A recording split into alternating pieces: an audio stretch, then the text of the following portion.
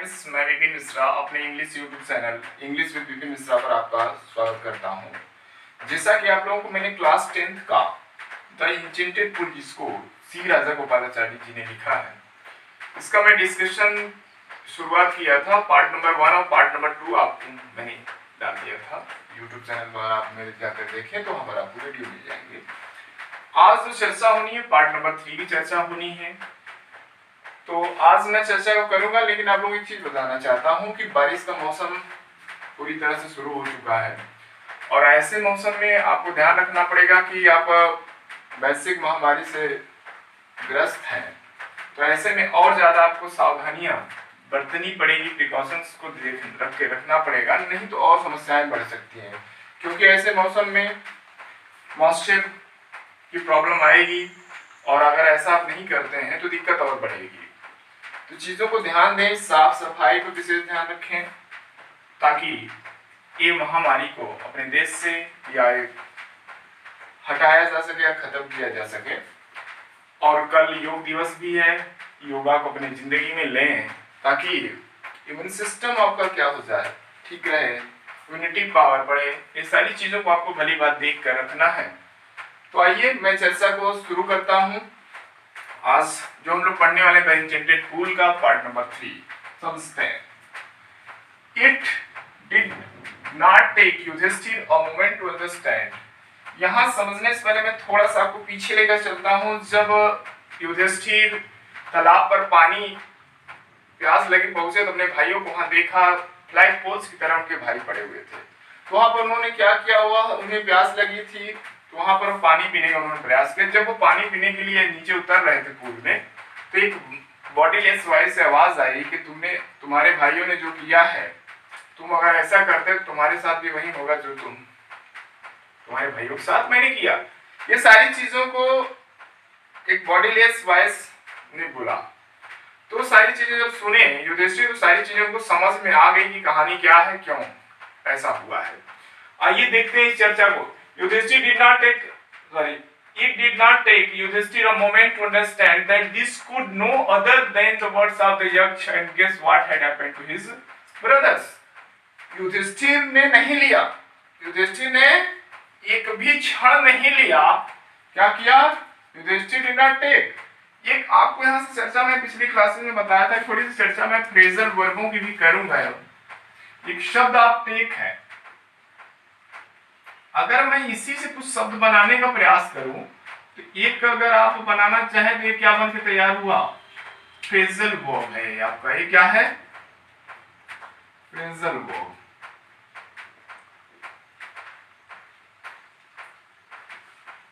Generally phrasal verb plus preposition और adverb से form होती है।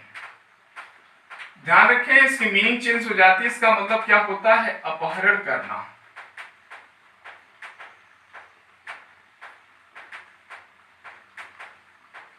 अगर आप कुछ और ध्यान रखें, एक शब्द और इस्तेमाल कर सकते हैं, टेक ऑफ। टेक ऑफ का मतलब होता है उड़ान भरना। और कुछ फ्रेजल वर्ब बनती हैं, टेक आफ्टर, किसी के समान दिखना। एक यहीं से आप देख सकते हैं रिजेंबल शब्द है, बहुत अच्छा वर्ड है। टेक आफ्टर मतलब किसी के समान दिखना। अगर यहीं से थोड़ा सा अगर हम रिलेट करें तो लुक आफ्टर। लुक आफ्टर का मतलब होता है देखभाल करना।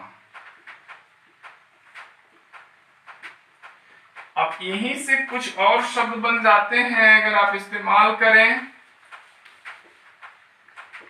Take to task. इसका मतलब होता है फटकारना,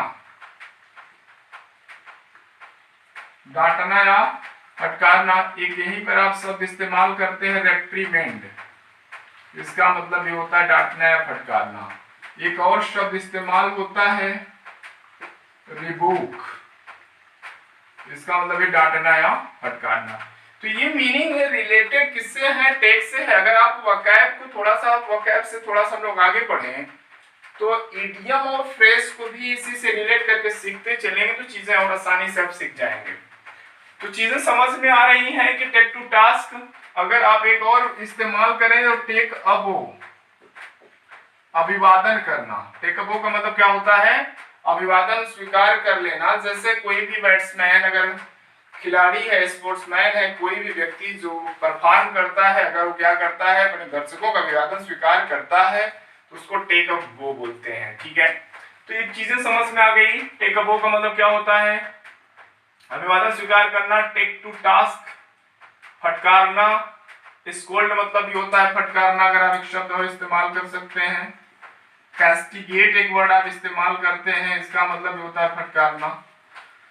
तो चीजें क्लियर हो रही हैं कि it did not take, Yudhishthir ने नहीं लिया, Yudhishthir a moment to understand, समझने में, that this could no other than the words of the Yaksha. मतलब वो दूसरे शब्द जब बोल सके, दूसरा शब्द का उन्होंने इंतजार भी नहीं किया, वो सारी चीजों को क्या करे, समझ गए और अनुमान उन्होंने लगा लिया। एक वर्ड आपका आया गेस करना। क्या करना?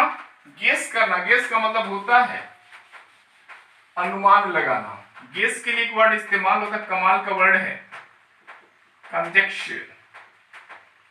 एक वर्ड इस्तेमाल आप करते हैं, इंटरफ्रेंस। एक शब्द और इस्तेमाल आप कर सकते हैं, सपोजिशन। एक वर्ड इस्तेमाल होता है डिविनेशन, अटकलें या अनुमान। ये सारे शब्द नाउन हैं, ध्यान रखिए। ये टोटल जो शब्द है क्या है? आपके नाउन है।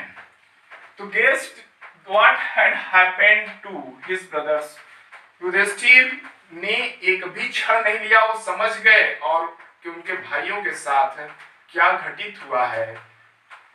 उन्होंने इंतजार नहीं किया कि और कोई शब्द वो बोले। कौन? यक्ष। तो हैपेंड का मतलब क्या हुआ आपका? घटित होना। एक वर्ड आप इस्तेमाल करेंगे अकर्ड, मतलब क्या होता है? घटित हो जाना।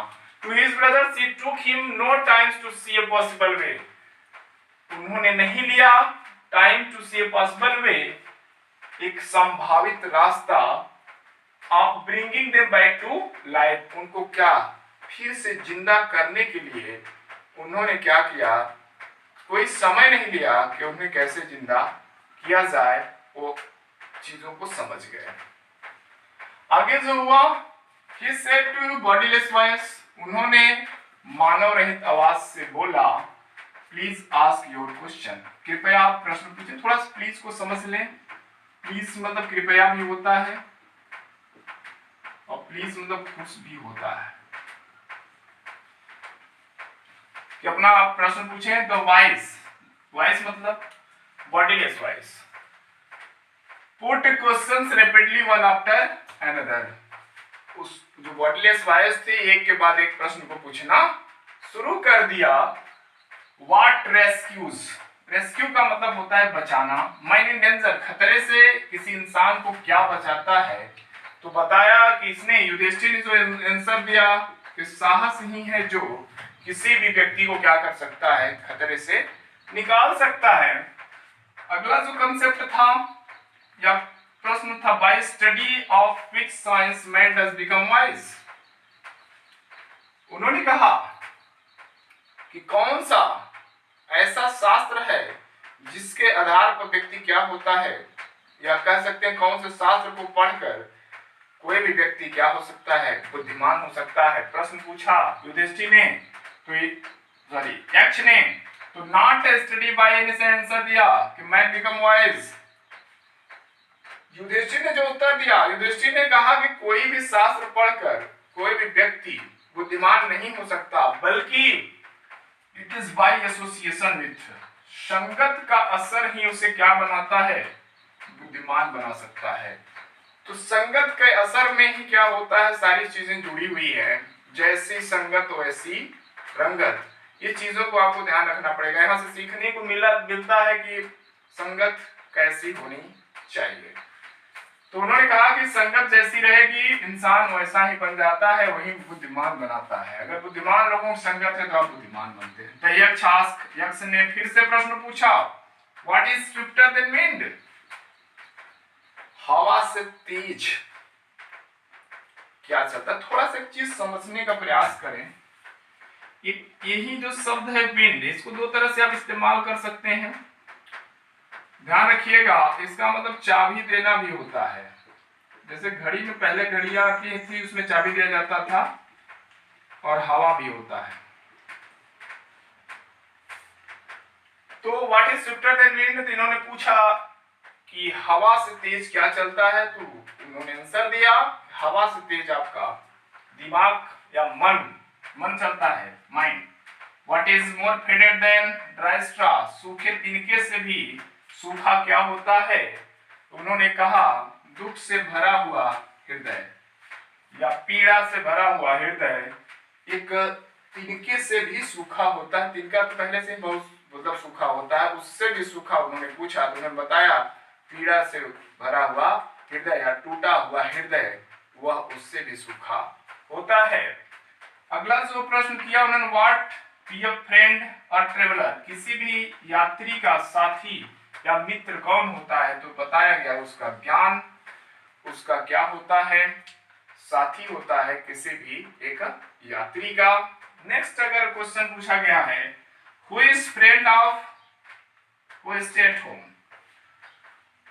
ऐसा व्यक्ति जो क्या होता है, जो घर पे रुका होता है, उसका मित्र कौन होता है, तो आंसर आपका क्या आया, वाइफ। वाइफ इंग्लिश में आप बेटर हाफ भी बोलते हैं।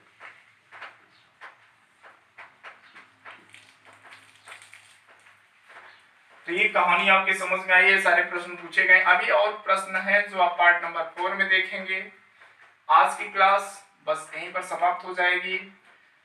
वीडियो को देखें तो उसमें 2-3 काम जरूर कर लें आप। उसमें पहली बात इसके हिंदी का ट्रांसलेशन कर दें, दूसरी बात वकायब को जरूर नोट कर लें, क्योंकि वकायब आगे की चीजों को क्या कर देती है, रिलेट करेगी। और आप 10th में अगर सही से पढ़े होंगे तो 11th में काम देगा, 11th में सही से पढ़ेंगे तो आगे चले काम देगा। ये सारी चीजें क्या होती हैं, जब कंबाइंड होती है, आप वनडे वगैरह की एग्जाम तैयारी करते थे, आपको काम करेगा। तो आज बस इतना ही, धन्यवाद।